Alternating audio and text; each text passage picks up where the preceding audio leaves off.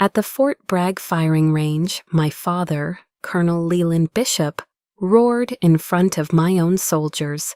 "Look at her. A sergeant's salary is barely enough for dog food, Carrie." He thought he was breaking me. He thought he was putting his failed daughter in her place.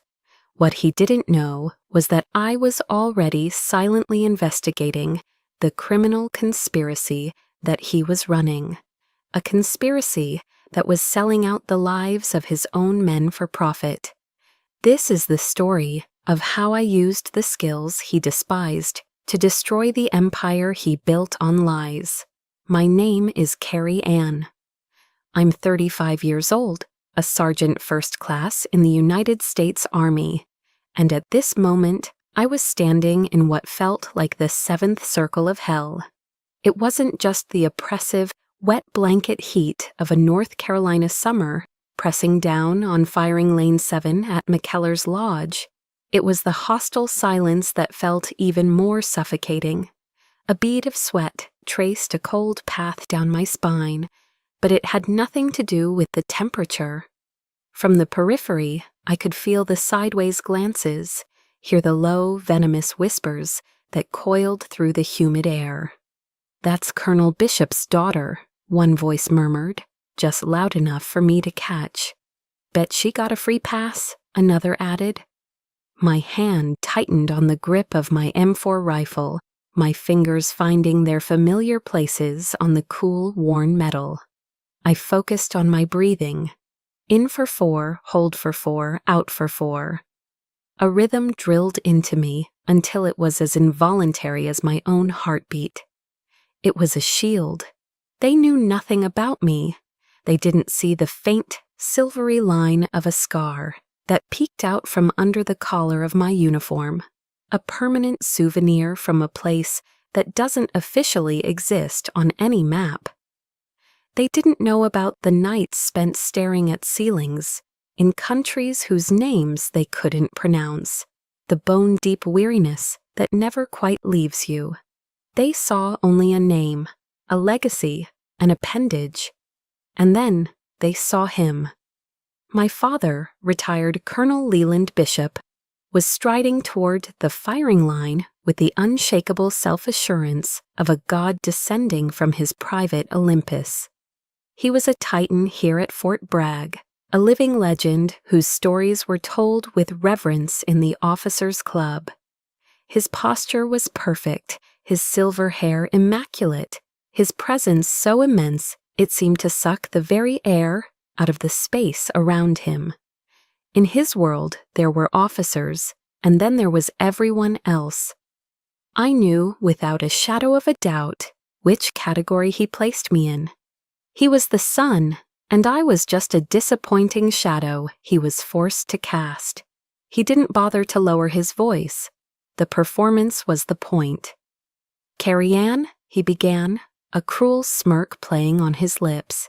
It was the same smirk that used to make my stomach clench into a tight, fearful knot when I was a child. "I hear you're still playing this little soldier game of yours."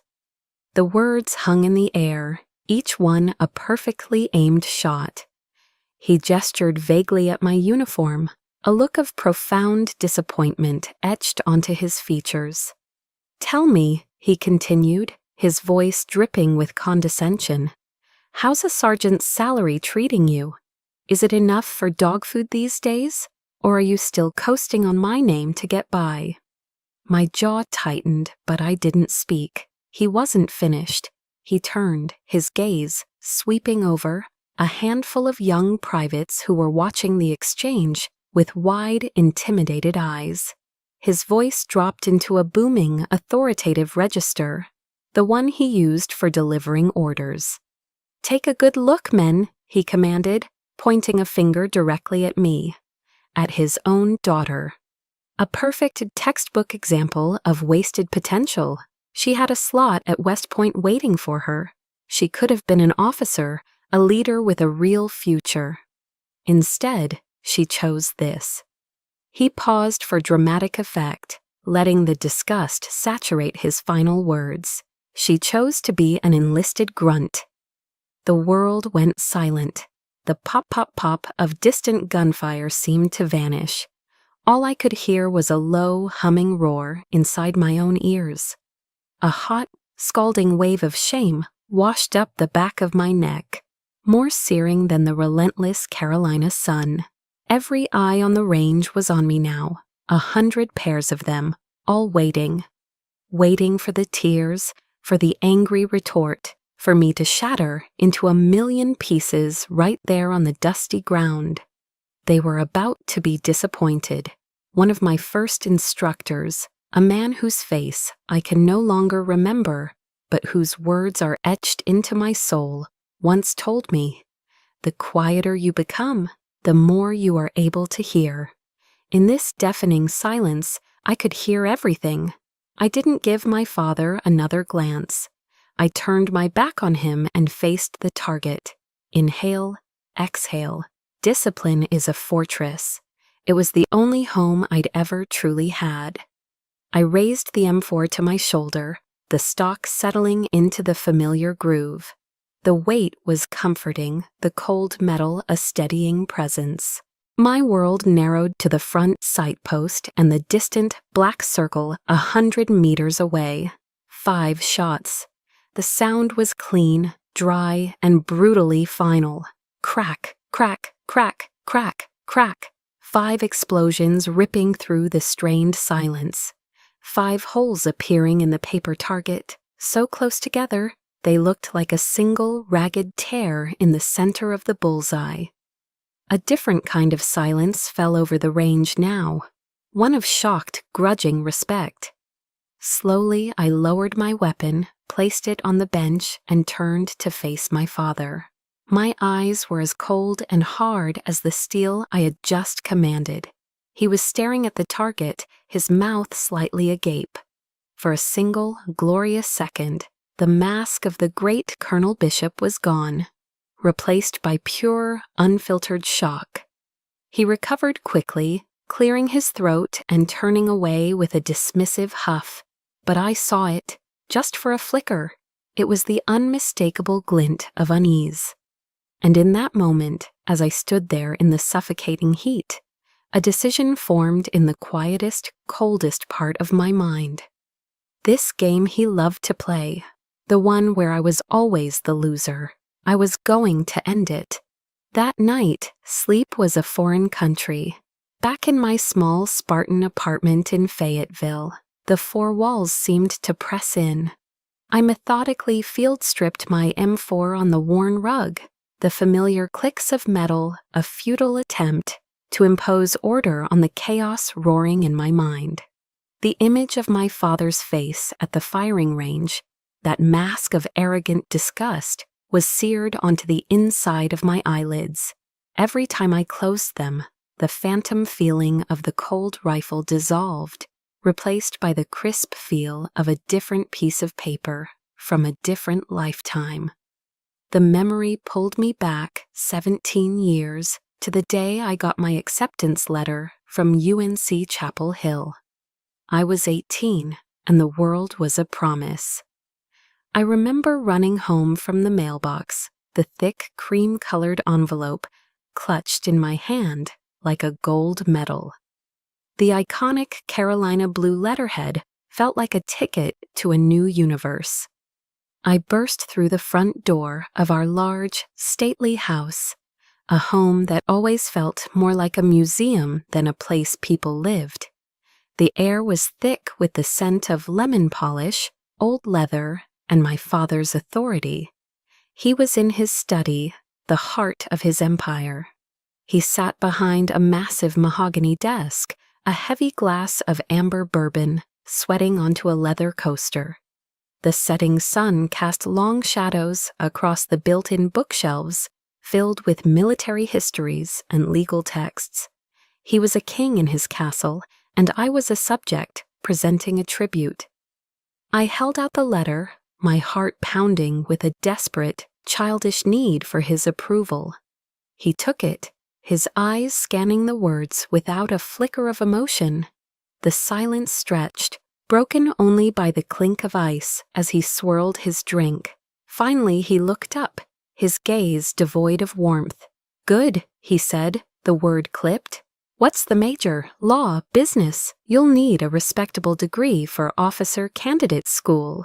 I took a deep breath. "I'm going to enlist first, Dad," I said, my voice brighter than I felt. "I want to serve, like you." The change was instantaneous. A steel door slammed down behind his eyes. He set the bourbon glass down on the desk with a sharp thud. His face hardened.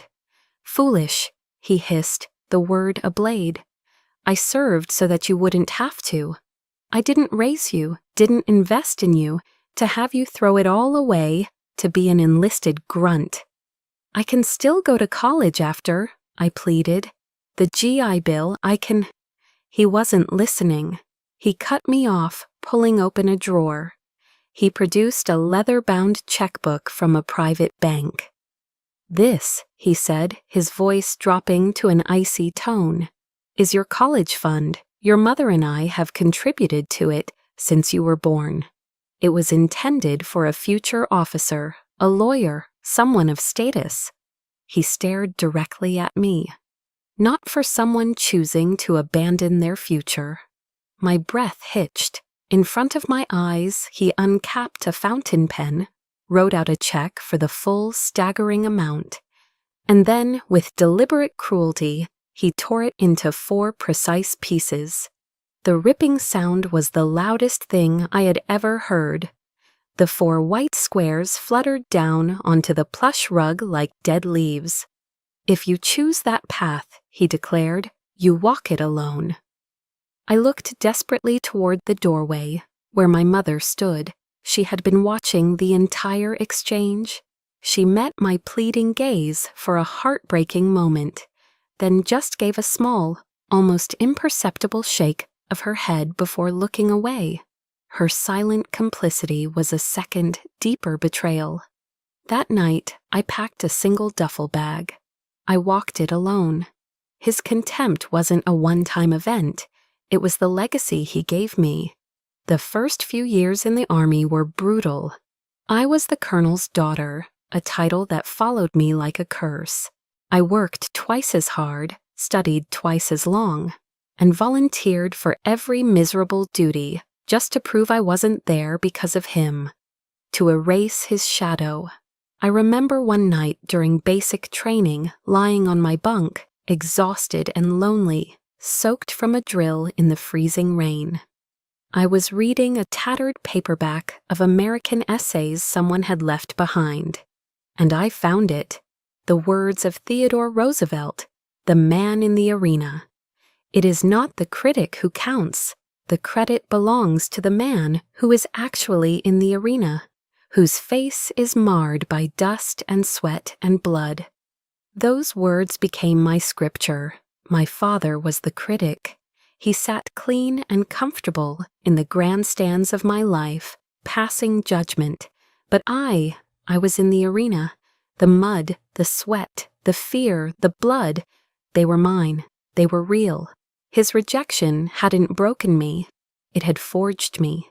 He wanted me to fail, to come crawling back, defeated. He never understood that in tearing up that check, he had accidentally handed me my greatest weapon.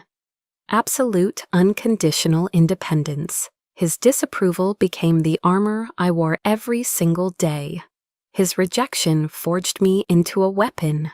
So now, with this armor, what must I do to face him in the present? My command center wasn't in a secure, windowless room deep within Fort Bragg. It was on a wobbly, second-hand kitchen table in my cramped one-bedroom apartment, the kind of place a sergeant's salary gets you in Fayetteville. Outside, the night was thick and alive with the relentless electric chirping of cicadas, a sound that drilled into the silence. Inside, the only light came from the cold, blue-white glow of my laptop screen, painting long, distorted shadows across the cracked linoleum floor. My dinner, a can of Campbell's chicken noodle soup and a half-eaten sleeve of saltine crackers, sat cold and forgotten beside my elbow. I was too focused to eat, the knot of adrenaline in my stomach a more potent fuel than any food. In front of me, displayed on the screen, was a mind map. At its heart, a single name, stark and final, Leland Bishop. From that central node, branches spiderwebbed out, each one a tendril of his carefully constructed world. Shell corporations with bland corporate names, routing numbers for offshore bank accounts, a growing list of names that felt like potential co-conspirators. This wasn't going to be a messy, emotional confrontation born of anger. That was his world, not mine. This was a campaign. Just like planning a mission in hostile territory, I began with meticulous intelligence gathering. Quiet, patient, methodical. I remembered reading a book about how the FBI finally caught Bernie Madoff. It wasn't a dramatic confession or a single informant that brought him down. It was a team of forensic accountants who spent months, years following the money. They looked for the small inconsistencies, the statistical impossibilities, the anomalies that, when pieced together, revealed an undeniable criminal truth. My father saw me as a simple grunt, a blunt instrument good for following orders. He had no idea that the very skills he'd always disdained, the patience to sit still for hours, the meticulous attention to detail required to not get your team killed, the sheer stubborn endurance forged over years of service, were now the precise weapons I was aiming squarely at the heart of his empire. While he was likely enjoying a 12-ounce steak and a glass of expensive Cabernet at some exclusive restaurant, I was here, dining on lukewarm soup and plotting his fall from grace. A week later, I found my first real thread. I was at the Coffee Scene, a popular off-base spot where soldiers came to decompress, the air thick with the smell of burnt coffee and cheap cologne. Over the constant hiss of the espresso machine, I overheard two non-commissioned officers from the training cadre complaining. They were griping about a newly minted lieutenant, a guy whose land navigation skills were so abysmal, as one of them put it, he could get lost in the damn PX parking lot. The other NCO snorted into his latte. Tell me about it.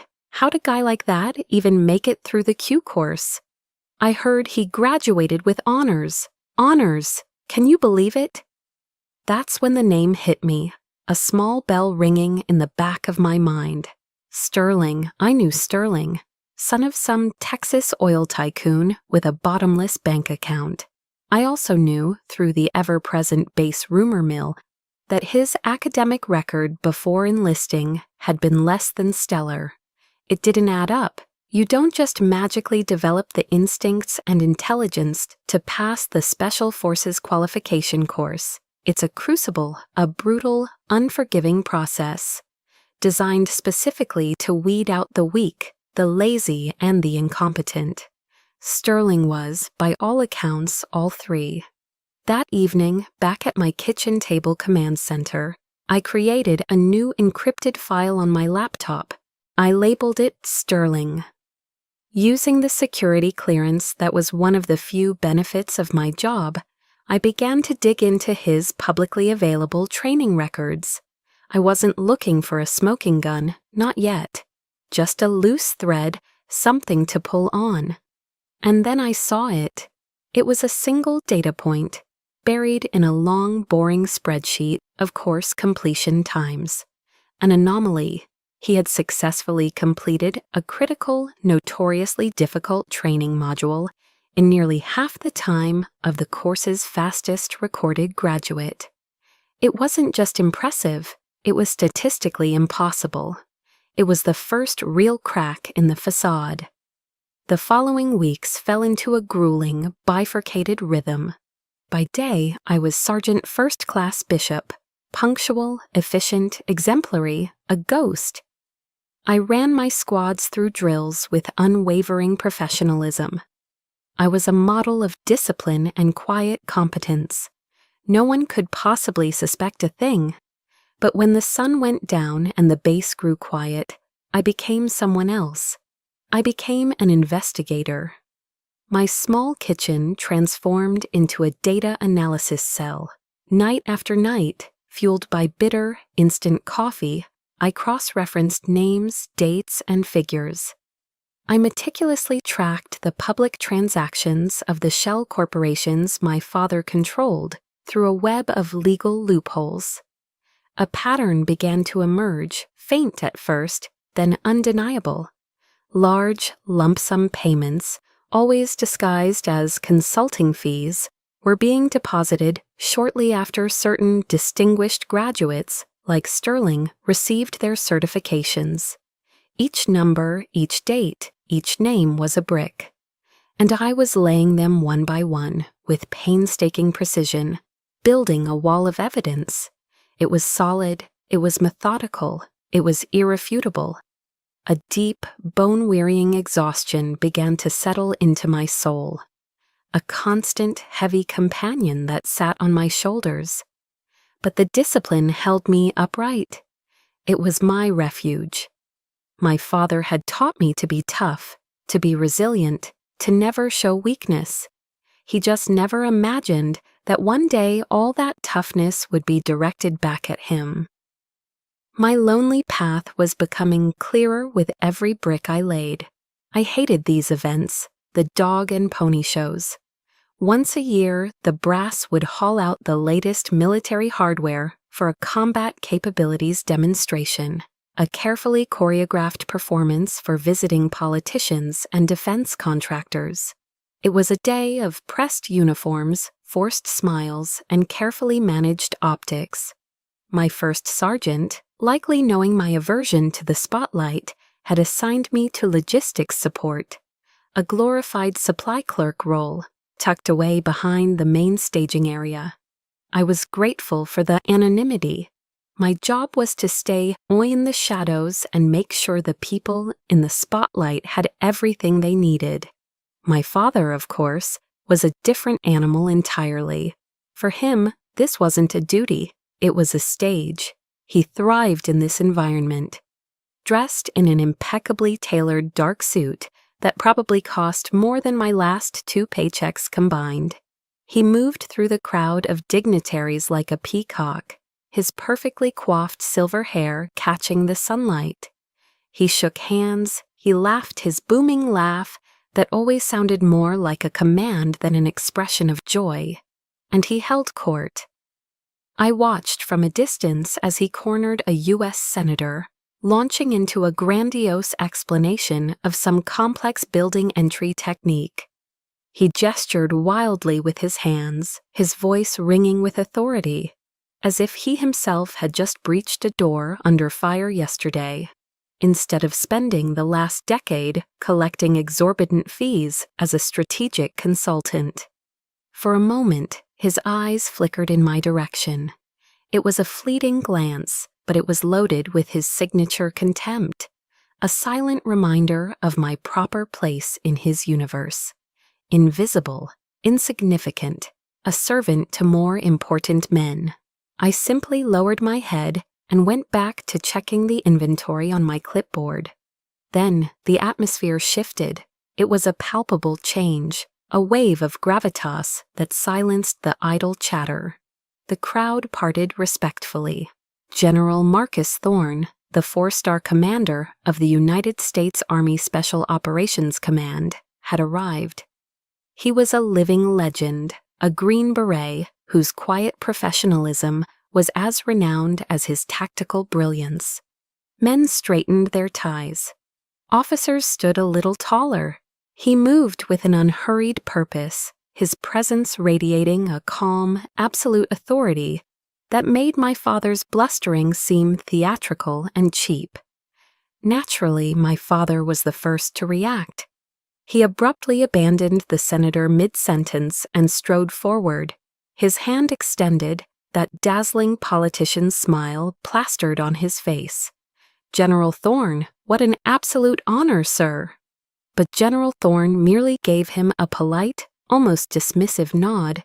His gaze, sharp and analytical, swept past my father, scanning the entire area with an intensity that missed nothing. He was taking in the whole scene, not just the performance at its center. And then his eyes stopped. They stopped on me.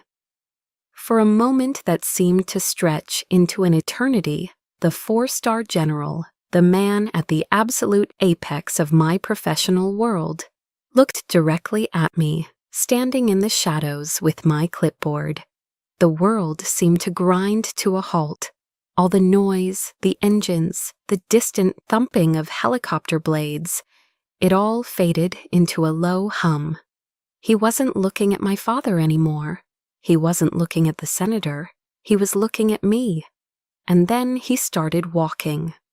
Not toward the polished displays of weaponry. Not toward the VIP grandstand. He started walking toward me. My father froze.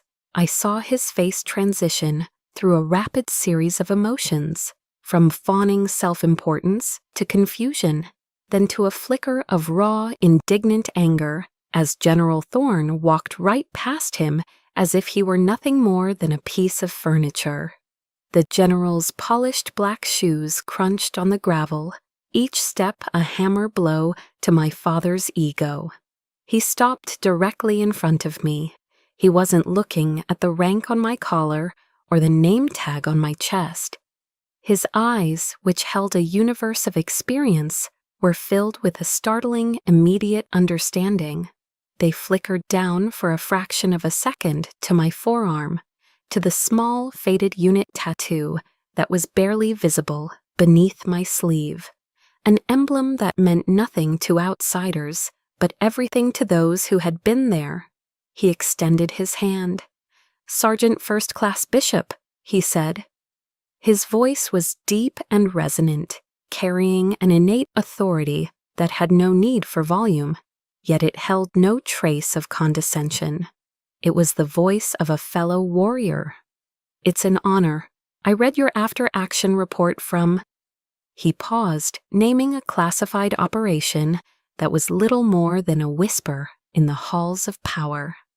"Last year, quiet professional."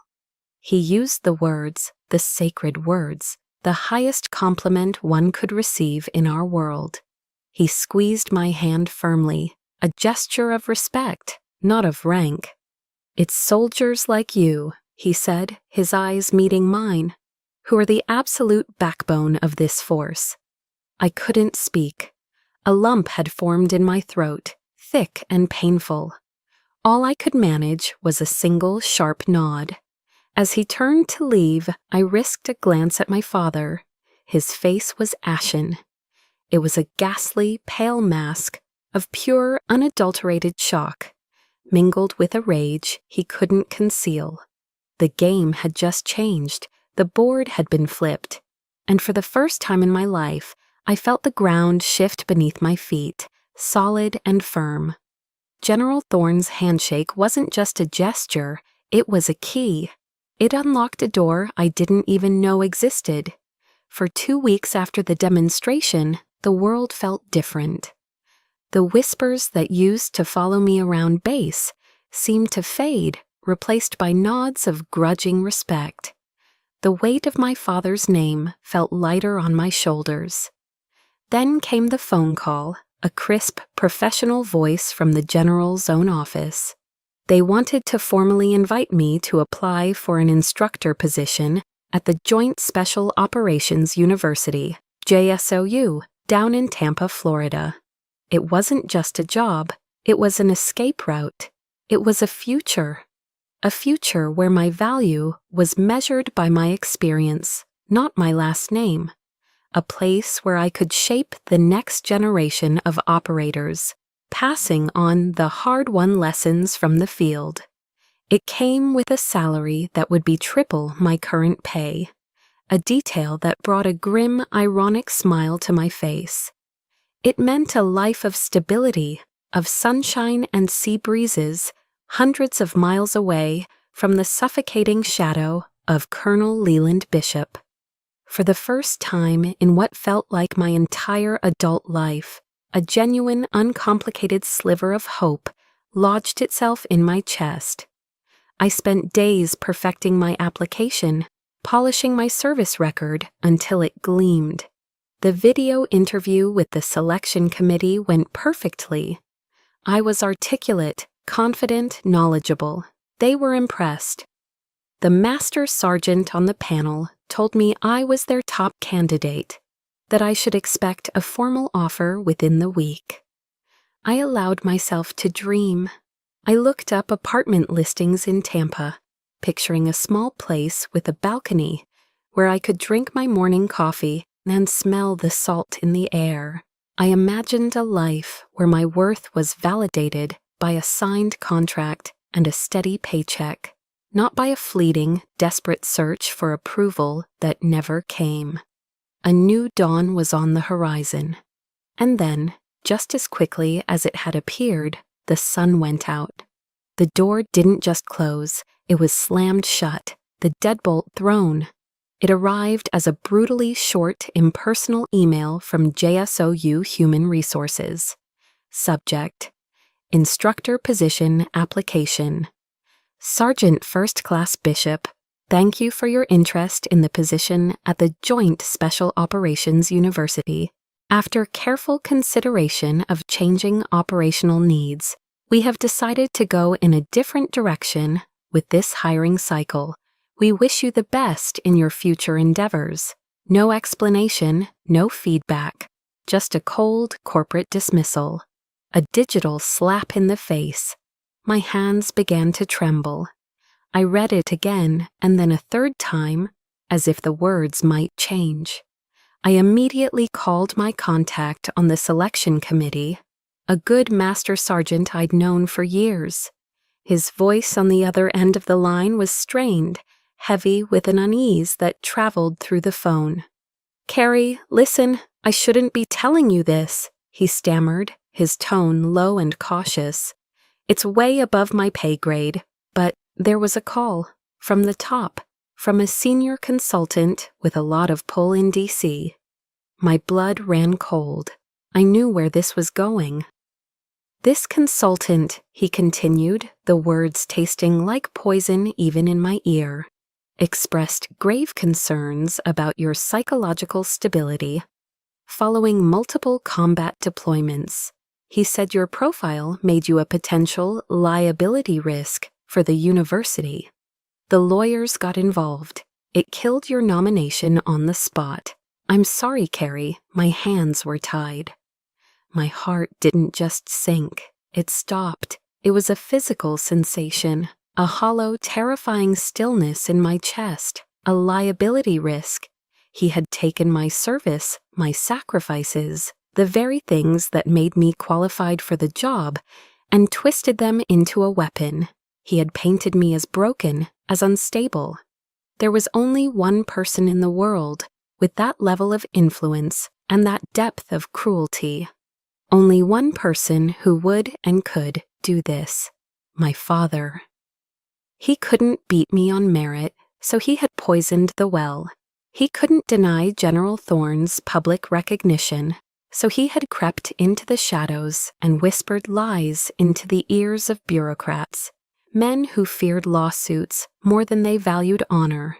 He had made my greatest strengths into my most damning weaknesses.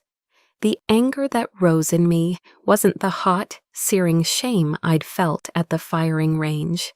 This was different. This was cold. This was surgical. It was a solid block of ice, forming in my chest, a chilling, absolute clarity. He had crossed a final line. This was no longer about his disdain, his disappointment. This was sabotage. This was a deliberate act of destruction. He didn't just want me to fail anymore. He wanted to annihilate me, to ensure that I could never, ever escape his orbit, his control. I sat there in the dark, staring at the screen. A quote I'd once read from the Stoic philosopher Marcus Aurelius floated into my mind. The best revenge is to be unlike him who performed the injury. He had acted with malice, with deceit, with cowardice. I would not. Have you ever felt that? The moment when a deep, personal pain suddenly transforms, when the tears dry up and are replaced by a cold, hard resolve you didn't even know you possessed? That was me, in that moment. I moved the cursor across the screen. I found the folder on my desktop named Future in Florida, filled with apartment listings and daydreams. I dragged it to the trash icon and emptied it without a second thought. Then I navigated to my secure files and opened the one I had started weeks ago. The one labeled Leland Bishop. Hope was dead. Now there was only justice. My cold anger needed a target. It needed a direction. My father had sabotaged my future, and I needed to know why. What was he protecting? The answer, I knew, lay with my first thread, Lieutenant Sterling. Why would a man like my father, a man obsessed with military prestige, go to such lengths to protect an incompetent officer? Why was he so afraid of me getting a position at JSOU, a place where, as an instructor, I might have cause to review training programs and spot weaknesses? The questions burned through me, erasing any thought of sleep. I stayed up all night, the only light in my world, the pale glow of the laptop. Fueled by stale coffee, I used my security credentials to pull up Sterling's entire service record. I wasn't just looking for financial fraud anymore. I was looking for the consequences, the human cost. I began meticulously sifting through the after-action reports, the AARs, from his unit's recent deployment to Afghanistan. It was hundreds of pages of dry, clinical military jargon, much of it redacted with thick black lines. But years in the service had taught me how to read between those lines, how to see the ghosts in the sanitized language. I scanned reports of firefights, IED strikes, and routine patrols, my eyes hunting for a single name, a single incident that didn't fit. I was no longer an investigator. I was a hunter, stalking a tragedy through a dense forest of paperwork. And then I found it. The report was designated AR-15-6, the formal code for an official investigation into a hostile engagement resulting in U.S. casualties. My heart began to pound, a slow, heavy drumbeat against my ribs. The date was August 14th. The location, the Korengal Valley, Afghanistan's Valley of Death. It was a place where bravery went to die, a treacherous maze of rocky hillsides and hidden enemy positions that had chewed up and spat out some of our best soldiers. Two names leapt off the page, so stark they seemed to have been carved into the screen with a knife. Sergeant Mark Sully Sullivan, KIA, Sergeant First Class David Diaz, KIA, killed in action. The report detailed the ambush. It cited a catastrophic tactical error on the part of the commanding officer, Lieutenant Sterling. He had ignored direct intelligence warnings and led his patrol down a narrow, exposed trail at the bottom of the valley, a route notoriously known to every soldier in the region as the death funnel. It was a rookie mistake, the kind of blunder a first-year cadet at West Point would have known to avoid. It was a death sentence. The blood in my veins turned to ice. My hands shook so violently I could barely control the mouse. With a growing sense of dread, I opened another file, the financial records I had painstakingly compiled on my father's shell corporation. I cross-referenced the dates, and there it was, the final damning piece of the puzzle. A wire transfer, 7 figures. A massive, obscene amount of money, moved from a trust fund in the Cayman Islands registered to the Sterling family, and deposited into the account of one of my father's consulting firms. The date of the transfer was exactly 3 weeks before Lieutenant Sterling had graduated with honors from the Special Forces qualification course. It all clicked into place with a horrifying, sickening finality. My father hadn't just sold a fraudulent qualification. He hadn't just undermined the integrity of the force he claimed to love. He had sold 2 men's lives for a payday. I barely made it to the bathroom before I doubled over the toilet, my body convulsing as I threw up the cold soup and bile. The acrid taste burning my throat was nothing compared to the profound, soul-deep revulsion that consumed me. My father. He had sold a piece of paper, a meaningless certificate, and the price had been paid in the blood of Sully and Diaz. I knew them. I'd had beers with Sully at a grimy bar just off base, listening to him talk about the fishing boat he was going to buy when he got home. I'd seen the pictures of Diaz's wife and 2 little girls that he kept tucked inside his helmet. This was no longer about me. It wasn't about a ruined career or a lifetime of feeling inadequate. It was about them. It was about their honor. It was about their stolen futures and the families they would never see again. It was about the most disgusting, unforgivable betrayal I could possibly imagine. In that moment, something inside me broke, and something new and hard settled in its place. The Bible verse echoed in my head, not as a promise of peace, but as a declaration of war. The truth will set you free. And I knew my truth now. I walked back into the living room and picked up my phone. My hand was no longer shaking. It was cold, steady, and calm.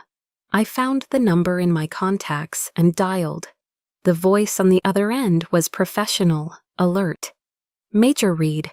My own voice came out flat, devoid of all emotion. It sounded like a stranger's. "Evelyn," I said, using her first name. "It's Carrie Bishop. We need to meet, right now." I paused, letting the weight of my next words settle. This isn't about fraud anymore. This is murder. The diner was a greasy spoon off the All-American Freeway, the kind of anonymous, 24-hour place that smelled of stale coffee and fried bacon. The vinyl on the booth seats was cracked, and the fluorescent lights hummed a weary tune. It was the perfect place for a conversation that could never happen on base. It was the antithesis of the polished mahogany-paneled officers' clubs where my father conducted his business. This was the underworld, and I was stepping into it. Major Evelyn Reed from the Army's Criminal Investigation Division, or CID, didn't look like a high-ranking investigator. Dressed in civilian clothes, a pair of simple jeans and a nondescript blouse, she could have passed for a tired high school teacher grading papers. But her eyes were a different story. They were sharp, intelligent, and missed nothing. They assessed me over the chipped Formica tabletop as I slid into the booth opposite her. I didn't waste time with pleasantries. The time for that was long past. I pulled a small, encrypted, external hard drive from my pocket and slid it across the table.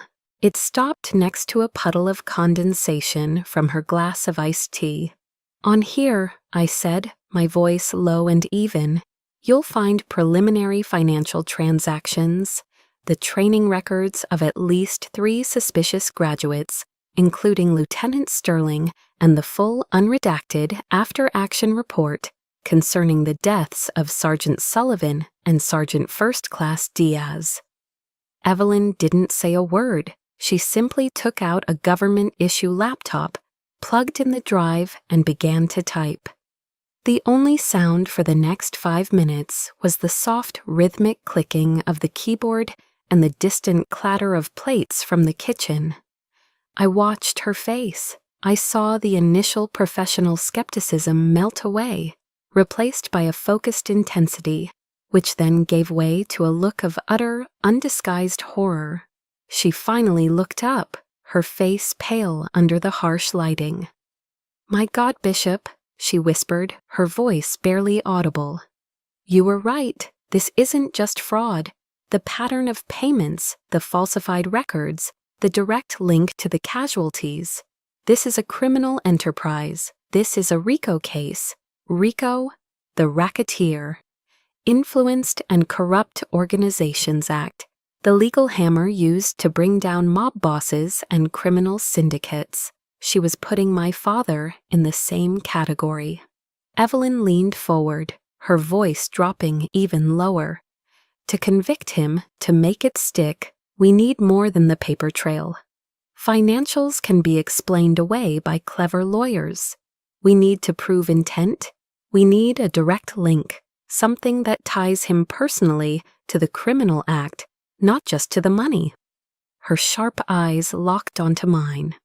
We need his own words. The unspoken question hung heavy in the air between us. "Sergeant First Class Bishop," she said, her tone shifting from investigator to commander. "You're the only one who can get close to him without raising suspicion. You're the only one he might talk to. Are you willing?" I knew exactly what she was asking. A wire, a recording. I would have to willingly walk into the lion's den, face the man who created me, and then tried to destroy me, and coax a confession from his lips. A wave of nausea, cold and acidic, rolled through my stomach. It was a vile, disgusting thought. But then I saw their faces. Sully laughing over a beer. Diaz proudly showing me a picture of his little girl on her first day of school. The revulsion was instantly extinguished by a cold, hard resolve. There was a simple principle I learned in the field. Slow is smooth, and smooth is fast. I would do this carefully. I would do this right. "I'll do it," I said, my voice steadier than I felt. "What do you need?" A few days later, Evelyn met me in a deserted parking lot. She handed me a pen. It was a sleek black fountain pen, expensive looking, the kind my father favored. "It's a digital recorder," she explained. 8-hour capacity, crystal clear audio. The activation is on the top. 1 click to start, 1 to stop. Simple. I took the pen from her. It felt heavier than any weapon I had ever carried. My M4 was designed to take a life to protect others. This pen was designed to kill a man's life, his reputation, his freedom, his entire world. With a single treacherous click. This was my weapon now. Not to kill a person, but to kill a lie. "We have enough probable cause to start surveillance," Evelyn added, her voice all business now. "Every call he makes, every transaction he initiates is now on our radar. We're building the case brick by brick, but this pen, Carrie," she looked at me, her expression grim. "This is the tip of the spear. It has to hit the heart." The plan was set. It was as elegant as it was ugly. In 2 weeks, my father was scheduled to receive a Lifetime Achievement Award for Integrity and Honor at the annual Patriots Gala at the Maine Officers Club. It was the perfect stage, a stage for his monumental arrogance, for his hypocrisy to be on full display. And it would be the stage for his downfall. The grand ballroom of the Fort Bragg Officers Club was a sea of hypocrisy. The air, thick with the scent of expensive perfume and catered prime rib, glittered under the light of crystal chandeliers. Men in starched dress uniforms and women in shimmering evening gowns mingled, their laughter echoing off the vaulted ceilings. I stood in the shadows at the back of the room, a ghost in my perfectly pressed Army Service uniform. I was a discordant note in their symphony of self-congratulation, and I felt every eye that skimmed past me. On stage, bathed in a brilliant white spotlight, my father was basking in the glow. He held the award, a heavy crystal eagle perched on a marble base, and beamed at the adoring crowd. The award was for a lifetime of dedication to integrity and honor. The irony was so thick I could have choked on it. "Integrity," he began, his voice filled with a practiced false emotion that made my skin crawl. is the bedrock of a soldier. It is the moral compass that guides us in the darkest of nights. The audience, a collection of some of the most powerful people on the East Coast, hung on his every word. Honor, he continued, placing a hand over his heart, is not a commodity to be bought or sold. I almost laughed out loud. In the pocket of my uniform jacket, my fingers found the cool, smooth surface of the pen. With a soft, nearly inaudible click, I activated it for the last time, just to be sure. The recording from a few hours prior was secure. I had gone to his office under the guise of offering a daughter's congratulations, of wanting to finally make peace. The bait was simple, an appeal to his ego, and he had taken it, hook, line, and sinker. The sterling situation? His recorded voice, smug and condescending, echoed in my memory. The kid's an idiot, but his father pays his bills on time. It's how the world works, Carrie Ann. You should learn that. Now here he was, preaching about honor. The room erupted in thunderous applause. My cue. As the clapping began to subside, I started to walk. It wasn't a march, it was a slow, deliberate, and perfectly paced advance. Not too fast, not too slow. Each step was measured, the rhythmic tap of my low-quarter dress shoes on the polished floor like the ticking of a time bomb. The room began to fall silent as heads turned. Conversations faltered. A ripple of confusion spread through the crowd as I moved from the shadows into the light. On stage, my father paused mid-sentence, his smile tightening. He squinted into the crowd, annoyance flashing across his face before he quickly masked it. "Ah," he said, forcing a chuckle, trying to reclaim control of the room. "My daughter, Sergeant First Class Carrie Bishop. It seems she's come to share in this wonderful moment." I ignored him. I ignored the hundreds of stares, the whispers that started to bubble up. I reached the front of the stage but didn't stop. I ascended the 3 short steps, my eyes locked on a single point. I wasn't looking at him. I was looking directly at General Marcus Thorne, who sat in the seat of honor at the head table on the stage. My heart hammered against my ribs, a frantic bird trapped in a cage. But my legs were steady, my hands were still. I was a weapon on a set trajectory. I stopped directly in front of the 4-star general's seat. A new silence fell over the ballroom, this one absolute. It was so quiet, I imagined I could hear the fizz of champagne bubbles in the glasses on the tables. I didn't say a word. I simply reached into my pocket and placed 2 items on the white linen tablecloth in front of the lectern: the black fountain pen and my personal cell phone. The moment was a signal. At the back of the ballroom, the main doors were quietly blocked by 2 stone-faced men in dark suits. On my right, I saw Major Evelyn Reed rise from her seat at a nearby table. She wasn't a tired teacher anymore. She was a hunter, and her eyes were locked on her prey. Simultaneously, the massive presentation screen behind the stage, which had been displaying a flattering, heroic portrait of my father, flickered. His image was replaced by the simple, stark user interface of an audio playback application. I chanced a look at General Thorne. His face was a complex mask of grim understanding and profound disappointment. He looked at me, then at the pen, and then he gave a single, almost imperceptible nod. It was all the authorization I needed. With my phone, I hit play. The connection was wireless. The sound was instantaneous, piped through the ballroom's state-of-the-art speaker system. And the voice that boomed through the hall was not the polished, inspirational speaker from a moment ago. It was my father's true voice, raspy, arrogant, contemptuous.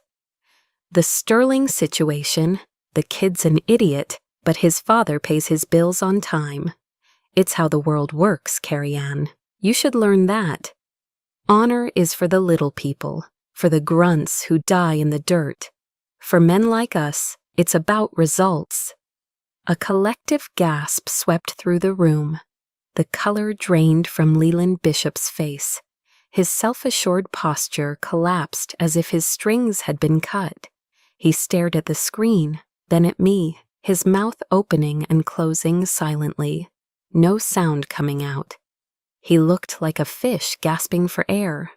The audio file continued to play, revealing every sordid detail of his criminal enterprise, every dismissal of the men whose lives were forfeit for his greed. The shocked silence in the room began to break, replaced by a rising tide of horrified, angry whispers. Alliances built over decades of backslapping and bourbon were dissolving in real time. Major Evelyn Reed was now on the stage. She walked past me, her steps firm and confident, and stopped beside my father. She didn't raise her voice. She didn't need to. "Colonel Leland Bishop," she said, her voice clear and cold in the sudden silence. "You are under arrest for conspiracy, fraud, and your role in the deaths of Sergeant Mark Sullivan and Sergeant First Class David Diaz." Justice didn't arrive like a thunderstorm. It came with the soft, silent click of a pen. The aftermath was chaos. A controlled, military-grade chaos, but chaos nonetheless. As my father, his face a vacant, lifeless mask, was led away in handcuffs by the CID agents, the glittering crowd parted before him like the Red Sea before Moses. The friends, the business partners, the sycophants who had been clapping for him just minutes earlier, now actively avoided his gaze, turning their backs, suddenly fascinated by their own shoes. I saw the wives of prominent officers subtly tugging their husbands away, creating distance, quarantining themselves from the stench of his disgrace. An empire built on lies had crumbled to dust in the space of a single audio recording.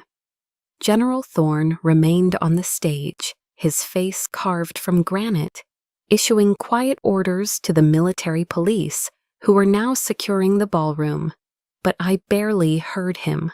I just stood there, a statue in my dress uniform, watching the man who was my father being escorted out of his own life.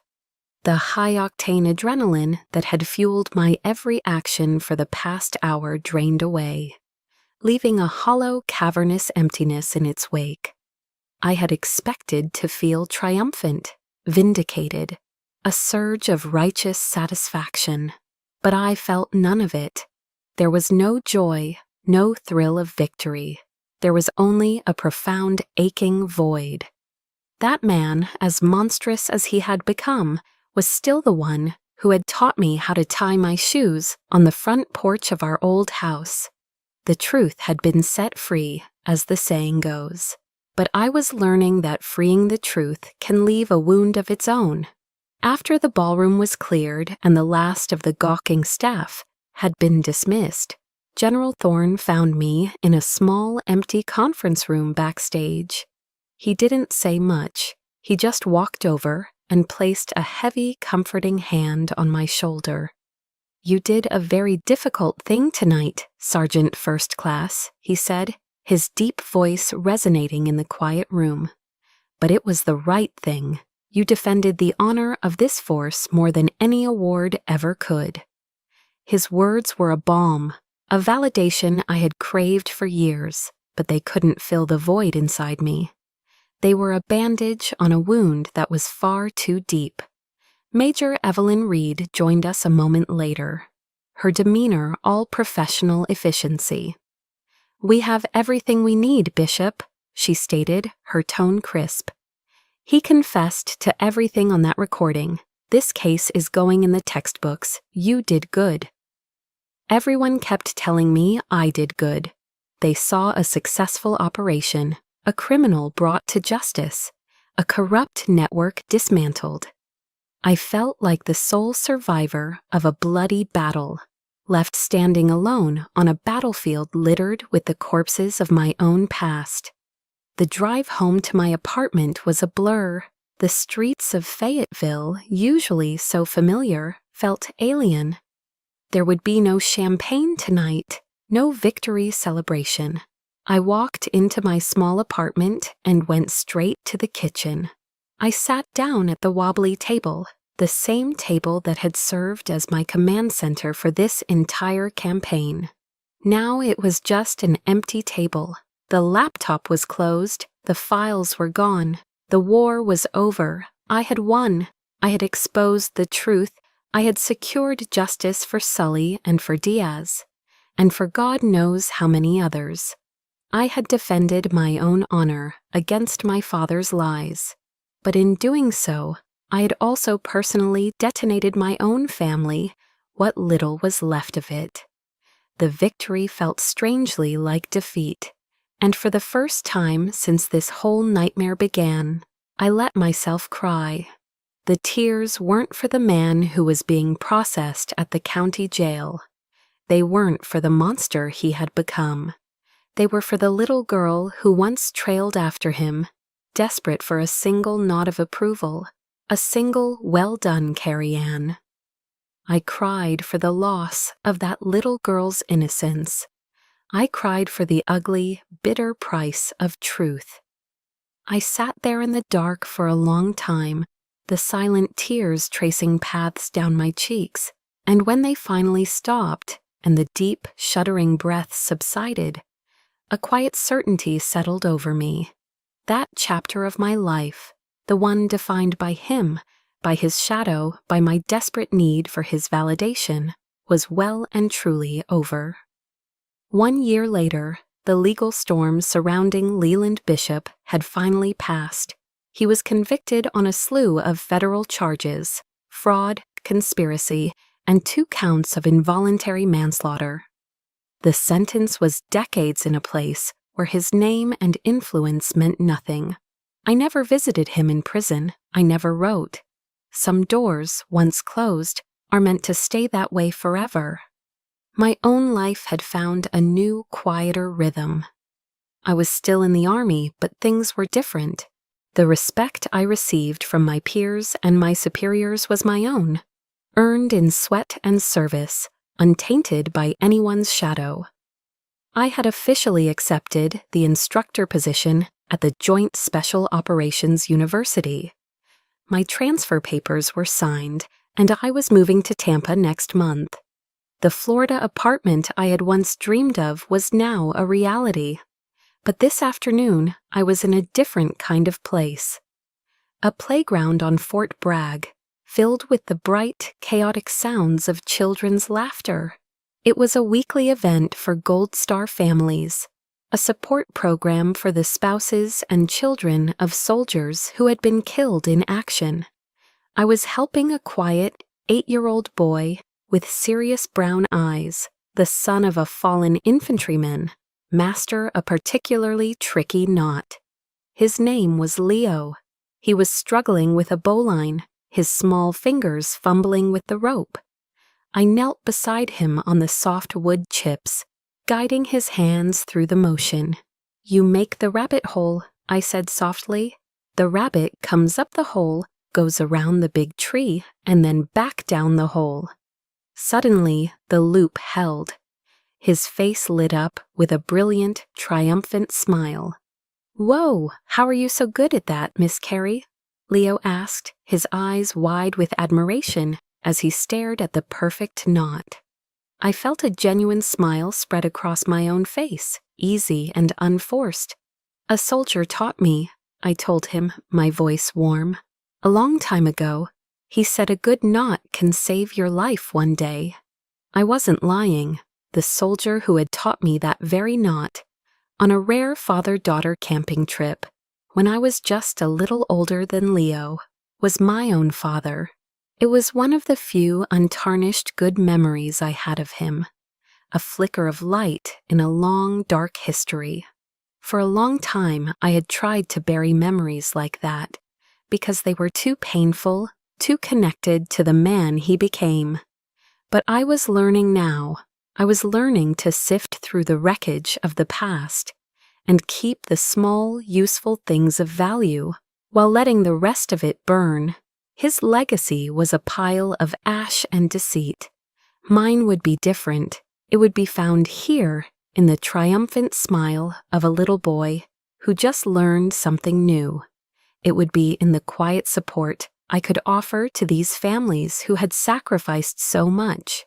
It would be in the lessons of integrity, of honor, of truth that I would pass on to the next generation of soldiers at JSOU. Later that evening, as the sun began to dip towards the horizon, I took a drive. I went east, out of Fayetteville, toward the coast. I ended up at Wilmington, sitting on the cool sand, watching the endless rhythmic procession of the waves. They crashed on the shore, a constant, powerful cycle of destruction and renewal, washing the world clean again and again. A steady breeze blew in off the Atlantic, carrying the sharp, clean scent of salt, and it felt like it was blowing away the last lingering ghosts of the past. Staring out at the vast expanse of the ocean, I realized I was no longer Colonel Bishop's daughter. I wasn't the hero who took down her own father. Those were labels, roles I had been forced to play in someone else's drama. They weren't me. I was just Carrie, a soldier, a teacher, a survivor. The setting sun painted the sky in brilliant streaks of orange and purple. A new dawn was waiting for me in Florida.